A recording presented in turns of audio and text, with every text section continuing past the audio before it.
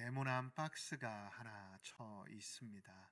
이 박스에 보면 여러분 그 밑에 하나님께 감사하라라는 문장이 있고 그 인자심이 영원함이로다라고 기록이 되어 있습니다. 여러분 이 박스가 지금 이제 안 보이는데 이 박스에 여러분 어떠한 문장을 넣어보면 좋을까요? 여러분 이 박스 안에 하나님께서 여러분들에게 베푸셨던 한 해에 감사했던 내용들을 생각해 보시면 어떠할까요? 저는 한번 생각해 보았습니다. 한 해 동안 하나님께서 나의 삶의 자리 가운데 베풀어 주신 은혜, 또한 내가 기억하지 못하고 기억했어도 금방 잃어버렸던 하나님의 크신 은혜가 무엇인가 생각해 보았습니다. 그랬더니 무엇보다도 건강함으로 하나님께서 맡겨주신 귀한 사명들을 감당케 하시지 않았나 생각이 되었습니다. 자, 그렇다면 제가 한 30초의 시간을 드려볼 테니까 여러분들 나름대로의 생각을 잠시 해보시기 바랍니다. 도대체 내가 하나님께 감사함을 입은 것이 무엇인가 라는 것입니다. 한번 PPT를 한번 넘겨줘 보실까요?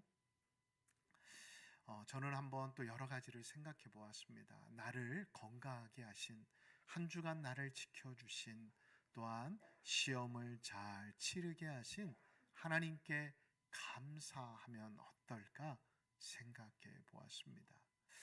어린이 찬양 가운데 이런 찬양이 있습니다. 우리가 하나님을 찬양하는데 하나님께 감사한 기도의 제목이 무엇일까? 하나, 둘, 셋, 넷, 다섯, 여섯, 일곱, 여덟, 아홉, 열. 하나님께서 나에게 주신 그 은혜를 내가 손가락으로 헤아려 보니 이 손가락보다 더 많은 하나님의 은혜가 내 삶의 자리 가운데 가득했네 라는 어린이 찬양이 있습니다. 여러분 이 찬양이 주는 감동, 또한 이 찬양이 주는 은혜는 무엇일까요? 여러분 한번 곰곰이 생각해 보십시오.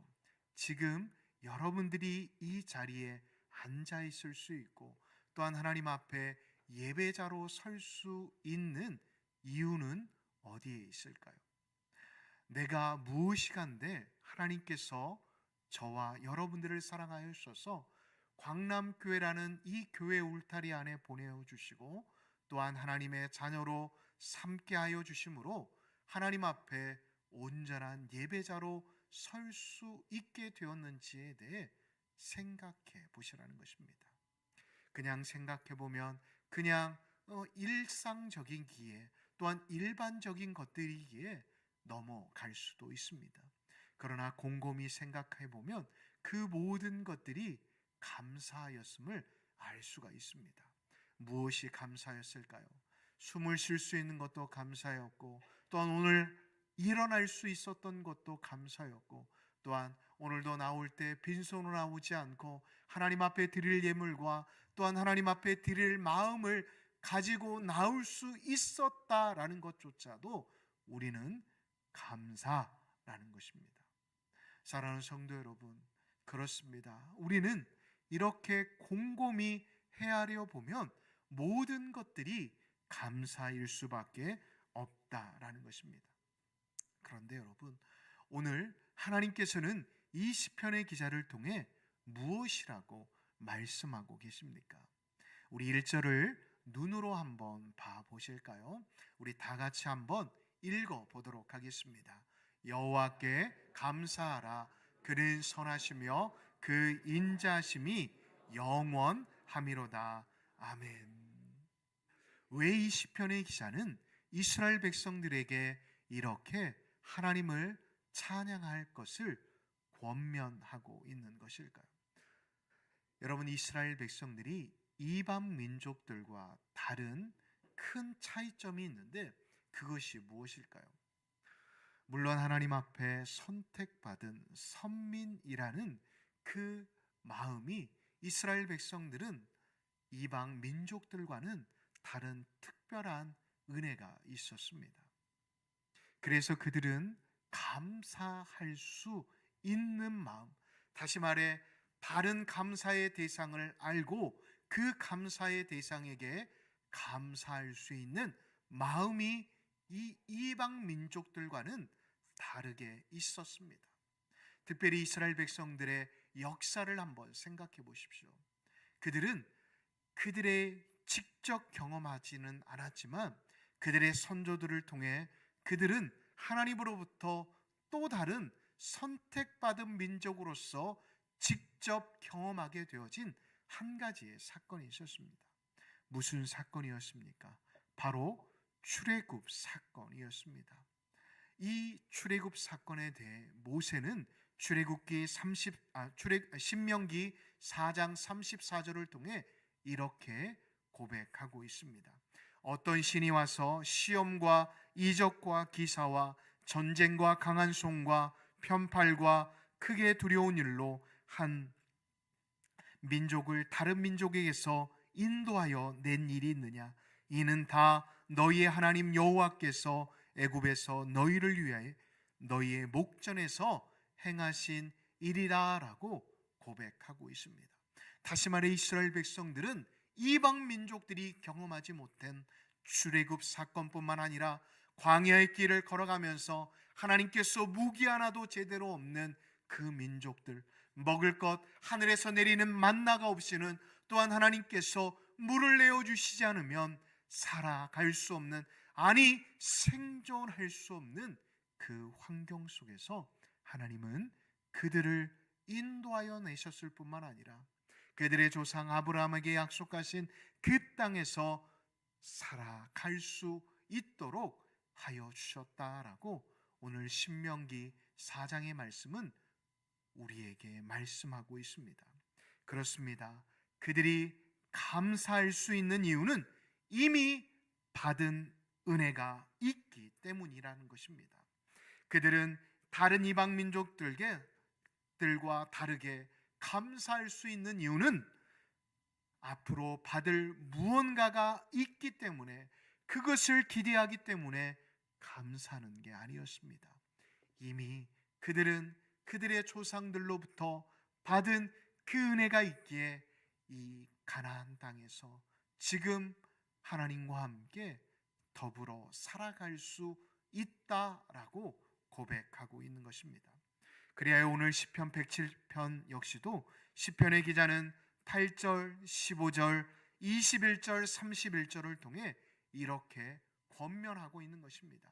여호와의 인자심과 인생에게 행하신 기적으로 말미암아 그를 어떻게 하라고요? 찬송할지로다라고 권면하고 있는 것입니다. 다시 본문으로 돌아갑니다. 1절의 말씀을 우리가 다시 한번 읽어 보도록 하겠습니다. 여호와께 감사하라. 그는 선하시며 그 인자하심이 영원함이로다. 아멘. 여러분, 지금 이 시편의 기자는 명령하고 있습니다. 감사해가 아니라 감사하라 라고 강한 명령문으로 지금 이스라엘 백성들에게 명령하고 있는 것입니다. 그런데 여러분 한번 생각해 보십시오. 감사라는 게 명령한다라고 해서 되어지는 것일까요?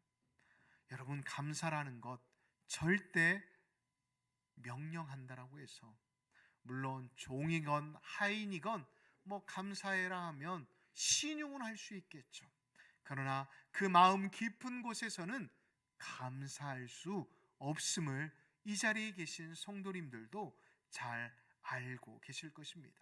감사란, 사과란 마음에서 우러나와야 할 수 있는 것입니다.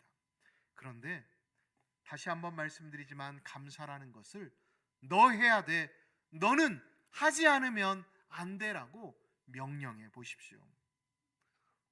그 누구도 감사를 그 마음 깊은 곳에서 할 수 있는 사람들은 아무도 없을 것입니다. 감사건 사과건 우리 마음 깊은 곳에서 우러나오는 자발성이 빠지게 되어지면 하는 사람이건 받는 사람이건 김이 빠지기 마련입니다. 그래서 그게 감사일까? 그게 감사니? 라는 반응을 할 수밖에 없다라는 것입니다. 그럼에도 불구하고 하나님께서는 왜 이 시편의 기자를 통해 다시 한번 감사할 것을 명령하고 계시는 것일까요? 왜 여호와께 감사하라 라고 오늘 본문 곳곳에서 권면하고 계시는 것일까요? 허두에도 잠깐 언급드렸듯이 감사의 자발성이 없으면 감사의 의미가 퇴색되어진다는 것을 하나님이 모르셔서 이렇게 하신 것일까요? 그럼에도 불구하고 하나님께서 107편의 말씀을 통해 계속해서 반복하고 계시는 이유는 바로 우리가 감사해야 하는 자들임에도 불구하고 감사를 쉽게 잃어버릴 뿐만 아니라 감사할 줄 모르는 목이 뻣뻣한 백성이다라는 것을 하나님이 잘 알고 계셨기 때문입니다.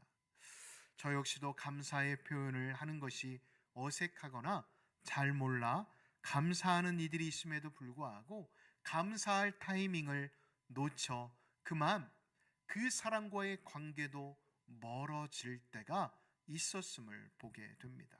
자, 그렇다면 여러분, 우리가 감사해야 할 대상을 한번 생각해 보았으면 좋겠습니다. 다시 말해 이 시편의 기자가 감사하라 라고 말하고 있는 그 대상 말입니다. 오늘 시편의 기자는 그 대상이 어떠한 분이다 라고 말씀하고 있을까요? 우리가 1절을 다시 한번 볼까요?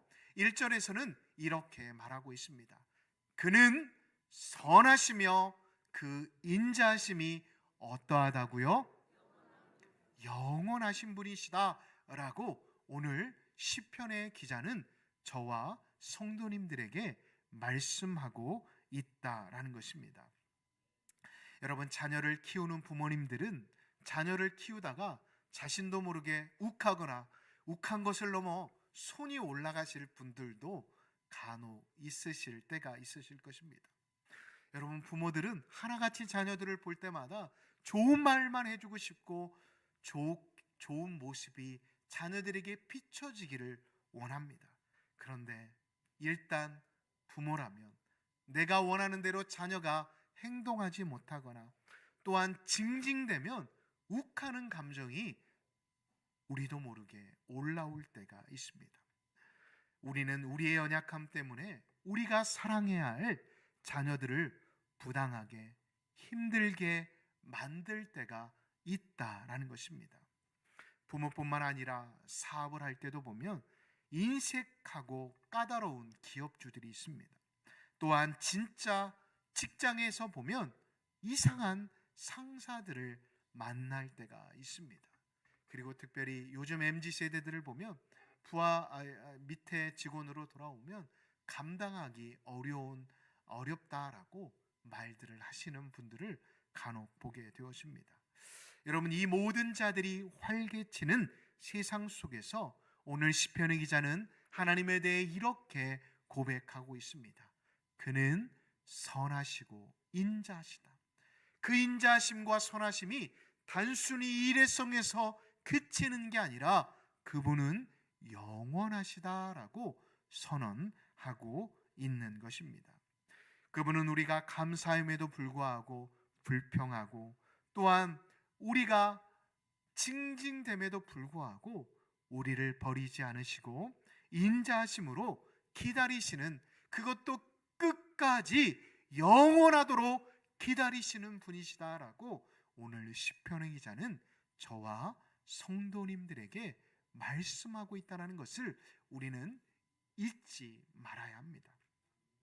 그분의 선하심이 일회성이 아닌, 인자하심이 일회성이 아닌 영원하시다라는 것입니다. 어떠함에 의해 절대 그분은 좌우되지 않으신다라는 것입니다. 저에 대한 하나님의 사랑은 늘 한결같으시기에 안심하고 주님께 안길 수 있듯이 성도님들을 향한 하나님의 마음, 하나님의 사랑 또한 늘 선하시며 한결같다라는 것, 다시 말해 신실하시다라는 것을 잊지 마시기 바랍니다. 감사라는 말씀이 우리의 현실에서는 명령일 수 있습니다. 그러나 하나님의 현실에서는 어떠할까요? 하나님의 현실에서는 그 명령이 약속일 수 있다는 것입니다. 부모님이 어떨 때 강하게 확신하면서 말할 때가 있습니다. 그런데 그 표정을 보면 그 누구보다도 그게 자녀들에게 그냥 이렇게 어떻게 보면 윽박지르듯이 말하지 않는 것임을 알게 될 때가 있습니다. 그런데 분명한 말투는 명령입니다. 왜 이렇게 말하는 것일까요? 엄마 말 들어, 아빠 말 들어. 그것이 자녀들에게는 명령일 수가 있을 수 있지만 그 말을 한 아빠와 엄마에게는 자녀를 향한 약속이 또한 담겨 있다는 것입니다. 여러분이 하려고 하면 엄마 아빠가 잘 되게 밀어준다. 걱정하지 마. 공부해. 공부하면 내가 밀어줄게. 내가 너의 모든 것을 되어줄게 라고 하는 암묵적인 약속이 담겨져 있는 것 같이 하나님 역시도 감사하라 라고 말씀하시는 그 말씀의 그 속에는 하나님의 약속, 감사함으로 우리의 삶의 자리 가운데 베풀어지는 은혜의 깊이가 담겨져 있다는 것을 우리는 잊지 말아야 하는 것입니다. 사랑하는 성도 여러분, 우리의 자녀들이 하려고 하면 엄마, 아빠, 부모 된 자들이 열심히 뒤에서 밀어주듯이 우리 아버지 되시는 하나님 역시도 우리가 감사하게 되어지면, 감사하는 인생으로 우리의 인생이 바뀌어지게 되면 하나님은 그 모든 것들을 우리의 삶의 자리 가운데 부어주시는 분이심을 믿으시기 바랍니다. 믿으심으로 그 은혜를 한 분도 빠짐이 없이 누리실 수 있는 믿음의 사람들이 되시기를 예수님의 이름으로 축원합니다. 우리 하나님 아버지께서는 우리에게 우리의 모습 속에서 다른 것을 보시지 않습니다. 단지 우리가 순종하는 모습을 본다라고 성경 곳곳은 우리에게 말씀하고 있습니다. 여러분, 그러하기에 하나님의 명령은 우리의 귀에 들리는 피곤한 잔소리가 아님을 잊지 말아야 합니다. 부드러운 아버지의 약속이라는 것입니다. 뭐라고요? 부드러운 아버지의 약속입니다. 자, 제가 오늘 본문의 말씀을 읽지 않았는데 그 이유는 오늘 말씀 말미에 다시 한번 우리가 지금까지 들었던 말씀을 리바이벌 하기 위해서입니다. 우리가 다시 한번 오늘의 본문의 말씀을 PPT로 띄워주시면 성경을 보지 마시고 앞에 화면을 바라보시며 1절과 21절과 21절의 말씀을 다 같이 한번 읽도록 하겠습니다. 여호와께 감사하라. 그는 선하시며 그 인자하심이 영원하미로다. 20절입니다. 그가 그의 말씀을 보내어 그들을 고치시고 위험한 지경에서 건지시는도다. 여호와의 인자하심과 인생에게 행하신 기적으로 말미암아. 아멘. 여러분, 하나님의 약속이 여기 있는 것입니다. 비록 명령으로 시작하시지만 결국은 우리의 성도의 인생은 찬송으로 마무리가 되어져야 한다는 것을 하나님은 오늘의 본문의 말씀을 통해 우리에게 말씀하고 계시는 것입니다. 사랑하는 성도 여러분, 하나님은 좋으신 우리의 아버지이십니다. 하나님은 지금도 우리에게 명령하고 계시지만 우리가 부모된 자로서 자녀에게 명령하듯이, 그래 네가 공부해, 네가 꿈을 향해 나아갈 거니 그럼 노력해보렴, 아빠 엄마가 끝까지 책임져 줄게 라고 약속하듯이 하나님 역시도 지금 우리에게 감사하라, 그리하면 너희의 인생이, 너희의 마지막이 찬송이 될 것이라 라고 약속해 주고 계십니다. 우리가 20절을 다시 한번 띄워주실까요? 20절을 보면 하나님은 감사하게 되면 그의 말씀들을 보내어 우리를 고치시고 우리를 위험한 지경에서 어떻게 해주신다고요? 건져내 주신다는 것입니다. 여러분, 지금 자녀들의 문제로, 또한 직장의 이직과, 또한 취업의 문제로, 또한 입시와, 또한 대학원의 진학의 문제로 인해 고민하고 걱정하는 분들이 계십니까? 또한 건강의 문제와 사업의 문제로 인해 골머리를 앓고 계신 은총들님들이 계십니까? 그러면 지금도 나에게 감사하게 되어지면 그 모든 것들을 고치시고 또한 건져내 주시겠다라고 하는 하나님의 약속을 붙잡으실 수 있는 저와 성도님들이 되시기를 예수님의 이름으로 축복합니다.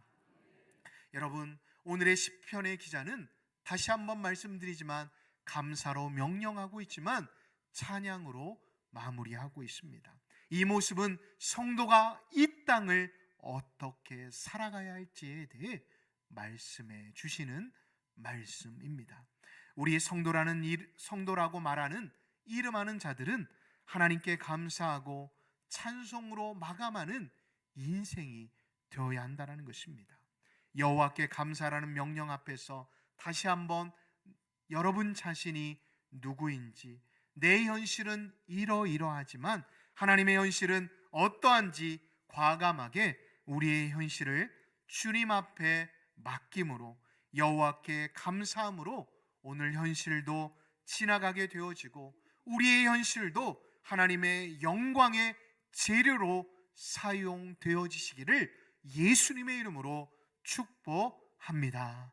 그리하여 여러분들이 다음 주에 이 자리에 나왔을 때 무엇보다도 하나님 앞에 감사로 예배하고 감사로 찬양할 수 있는 믿음의 사람들이 되시기를 예수님의 이름으로 다시 한번 축복합니다.